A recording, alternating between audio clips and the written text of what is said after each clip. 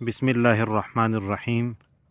میں امتیاز صاحب کی ویڈیو دیکھ رہا تھا، جو دوسرا پارٹ انہوں نے ابھی اپلوڈ کیا ہے رات کو، تو وہ میں سن رہا تھا۔ اس نے دوبارہ چیلنج کیا ہے قادیانیوں کو، اور وہ کہہ رہے کہ میں کینیڈا میں ہوں، بلکہ ان کی جو بات ہے وہ آپ کو سنوانا چاہتا ہوں۔ آپ سنیں کہ کیا چیلنج کیا ہے اور کیا مطالبہ ہے، وہ سنیں ذرا، اور پھر اپنے رائے کا اظہار ضرور کیجیے گا، اور دعا ان کے لیے کیجیے گا کہ اللہ تعالیٰ ان کی حفاظت فرمائے اور اللہ تعالیٰ ان کی مدد فرمائے، اور اللہ تعالیٰ ہر جگہ اسلام کو غلبہ عطا فرمائے۔ آمین ثم آمین یا رب العالمین۔ کرتے ہیں بات کو لے کے، کیونکہ ہمیں پتہ ہے ہماری یہ بات سنی بھی جا رہی ہے، ریکارڈ بھی ہو رہی ہے، اس کے کلپ بھی بننے ہیں۔ سنی ذرا پھر کلپ پہ۔ خدا کی قسم اٹھا کے اللہ کے اوپر توکل کر کے میں کہہ رہا ہوں، میں ابھی یہاں پہ موجود ہوں کینیڈا کے اندر۔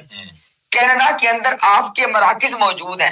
صرف ایک جو نقطہ میں نے بیان کیا ہے نا، کہ مرزا غلام احمد قادیانی کا عقیدہ تھا کہ اللہ تعالیٰ نے جناب محمد الرسول اللہ صلی اللہ علیہ وسلم کو جو 2 کام دیے تھے، ان میں سے صرف وہ ایک کام کو مکمل کر سکے۔ ساتھ نے بات یہ واضح کی ہے کہ دونوں کام حضور نے خود کرنے تھے، اپنے ہاتھوں سے کرنے تھے، اپنی زندگی میں کرنے تھے۔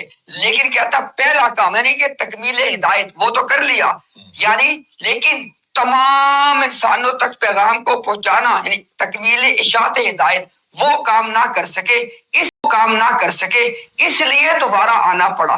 یہ جو نقطہ ہے، یہ جو کفر ہے، میں موجود ہوں۔ آج کیا تاریخ ہے جناب؟ 3 تاریخ ہے نا؟ ابھی 7 دن تک موجود ہوں اللہ کے فضل سے۔ 7 دن کا آپ کو ٹائم دے رہا ہوں، 7 دن کا۔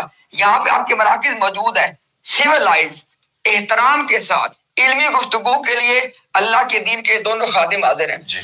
اگر یہ بات ہم حتمی طور پہ ثابت نہ کر دیں، میں نے بیان کیا ہے، خدا کی قسم چینل ڈیلیٹ، ٹھیک ہے جناب، کمٹمنٹ ہے، کام چھوڑ دیں، چینل ڈیلیٹ، اور آج کے بعد کبھی ہمیں آپ یہاں پہ نہیں دیکھیں گے۔ یہ مرزا صاحب کا بنیادی مقدمہ ہے۔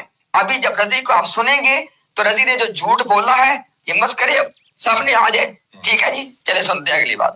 اب یہ ہمارا چیلنج ہے، اس کو بھی ریکارڈ کر لیں۔